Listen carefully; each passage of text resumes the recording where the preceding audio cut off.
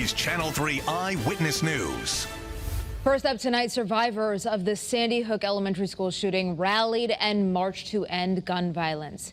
Thanks for joining us at Eyewitness News at 11. I'm Stephanie Simone. Over the past few weeks, they have been forced to relive the tragedy by listening to the horrific stories coming out of Buffalo, Uvalde, and Tulsa. Channel 3 Eyewitness News reporter Christian Colon was at the march and joins us now with their message that they hope to send to lawmakers.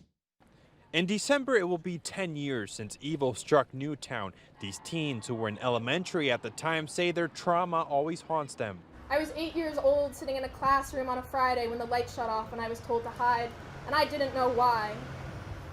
When I heard loud bangs of gunfire and went running out of my school pushed by a teacher behind me, and I didn't know why.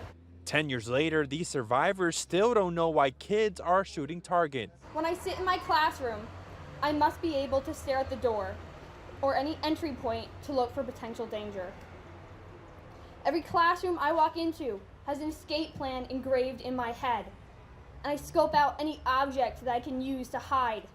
These students are turning their pain into action, so they wore orange for National Gun Violence Awareness Day to urge for change in gun laws. Tonight, they ended their march at the National Shooting Sports Foundation building in town, an organization representing gun sellers, and spent over $4.8 million on lobbying last year. Closing the loophole in the federal background check system, extreme risk protection order, sometimes known as red flag laws, safe storage.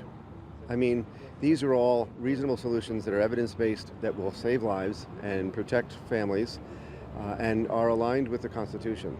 But it's not just the mass shootings that need to end. Leonard Jihad says cities like New Haven and Hartford deal with violence every day, and guns are also to blame. Kids in New Haven, they tell me that they can put their hands on a gun quicker than they can get a head of lettuce in their neighborhood. So it's the accessibility of guns plus the trauma.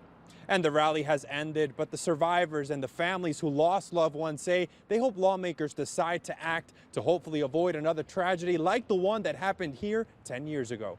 In Newtown tonight, Christian Colon, Channel 3 Eyewitness News. Police investigate